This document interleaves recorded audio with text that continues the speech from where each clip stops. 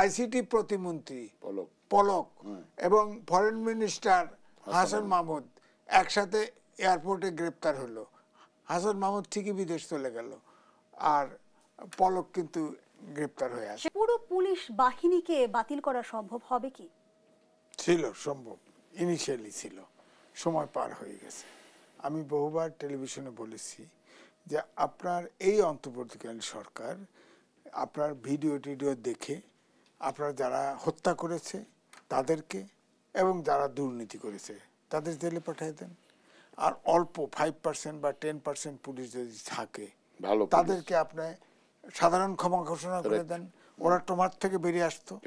এরপরে আপনার আনসার আছে, ভিডিপি আছে, আপনার ছাত্ররাও আন্দোলন করেছে, গ্রামে গঞ্জে শর্ট কমিশনে আর্মি অফিসার নেয় না, 6 মাসের ট্রেনিং দেয় আর্মি অফিসার বানায় ফেলে।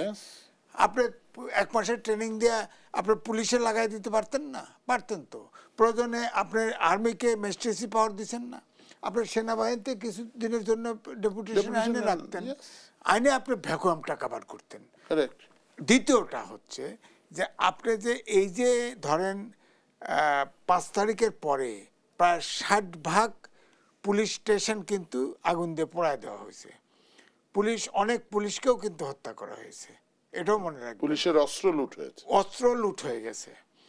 আপনার যৌথ বাহিনী নামাইছেন, একটা অস্ত্র উদ্ধার হয়েছে শুনছেন? 2.5 লক্ষ, 23 সালে 2.5 লক্ষ, 24 সালে 2 লক্ষ আপনার অস্ত্রকে লাইসেন্স দেওয়া হয়েছে, মেইনলি সরকারি দলের নেতাকর্মীদের। হ্যাঁ, আর যত বৈধ অস্ত্র ছিল সবগুলো অস্ত্র বাতিল করা হয়েছে, লাইসেন্স বাতিল করা হয়েছে। যৌথ বাহিনী নামালেন সেই অস্ত্র উদ্ধার করার জন্য। একটা অস্ত্র উদ্ধার হয়েছে, খবর পাইছেন আপনি? কোনো স্টেটমেন্ট দিয়েছেন? কোনো মিডিয়াতে দেখেছেন? সেনাবাহিনী প্রধান নিজে বলেছে 662 জন সেনানিবাসে আশ্রয় নিয়েছে। 632, হ্যাঁ 626 জন বলছে উনি, হয়তো 32 বেশি কম থাকতে পারে। কিন্তু এরা কই? এরা কোথায়? তাদের হিসাব কে ছিল, কারা ছিল? এখন তো দেখি ভারতে নিউ মার্কেটে ঘুরে বেড়ায়, বাগানবাড়িতে ঘুরে বেড়ায়, দুবাইয়ে ঘুরে বেড়ায়, বিভিন্ন দেশে চলে গেছে।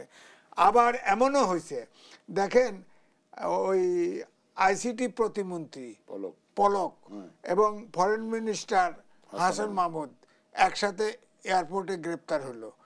হাসান মাহমুদ ঠিকই বিদেশ চলে গেল, আর পলক কিন্তু গ্রেপ্তার হয়ে আসে। সেখানে তো প্রশ্ন আসে, পর্দার অন্তরালে ঘটছে কি?